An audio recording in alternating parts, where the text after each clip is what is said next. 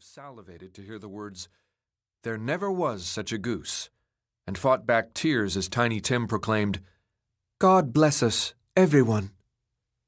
They, too, hungered for someone to bless them with a Christmas dinner, to lift them, if only for a moment, out of their misery. Then, one by one, they shuffled past the Reverend James Wilson Bean, steeling themselves against a frigid night and, for many, an empty cupboard. The pastor, too, returned to his home, which, like many, had grown accustomed to the soft knock of the hobos and the homeless, hoping that a walk needed shoveling or a step mending in exchange for a sandwich and a cup of coffee. Some members of the church's board would have been glad to be rid of Bean. His outspoken sympathies for the poor were fine, but at that moment the church could ill afford to think of anything but its own survival. Bean's pay had been cut. The benevolences, as the fund for the needy was called, had been slashed. Church accounts had been frozen with the failure of the dime savings bank in October 1931, forcing it to make do with the few dollars left in petty cash. Attendance was plummeting. Even among the stalwarts, some were losing faith in themselves, in one another, and in God. Christmas was a week away, but for many it meant just another day to get through. For 4 years, Canton's 105,000 citizens had been battered by the Great Depression.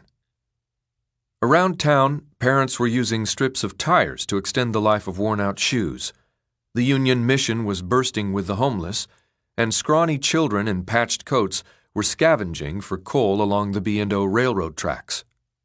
Many of those lucky enough to still have homes had sold the furniture, beds and all, and huddled together on bare floors or sat on old orange crates.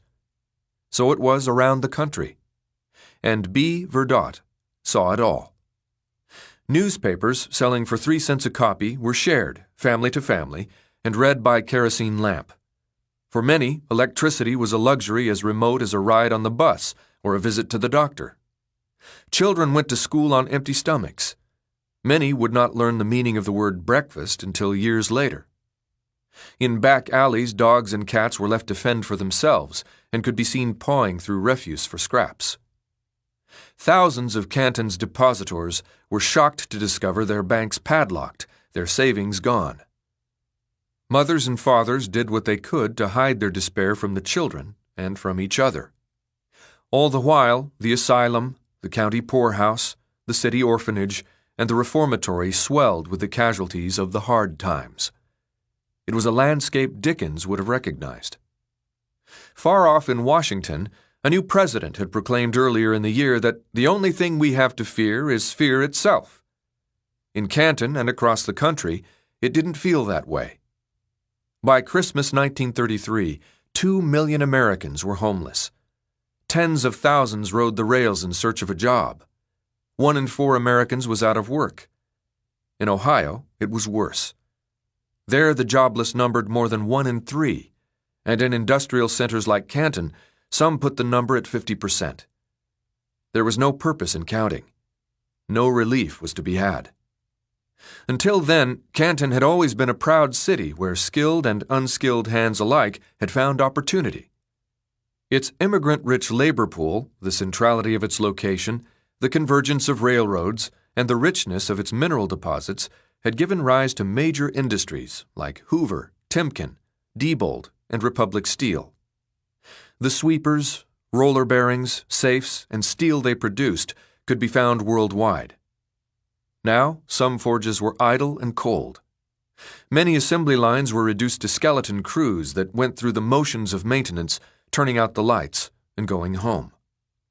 Like towns and cities across the land, Canton was sinking fast, mired in a systemic failure so pervasive that it bred more resignation than revolution.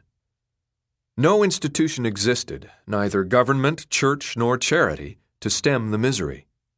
Bankruptcies mounted. Families were evicted over and over and over again. To some in this city, notorious for graft and vice, by one count it had 108 brothels, outnumbering even its churches, it seemed that crime alone flourished. Dubbed Little Chicago, its corruption-fighting city editor had been gunned down by the mob 7 years before. His posthumous Pulitzer couldn't save the dying newspaper. To keep listening to this audiobook, I've left you a link in the description so you can do it, at no cost thanks to Audible's 30-day free trial.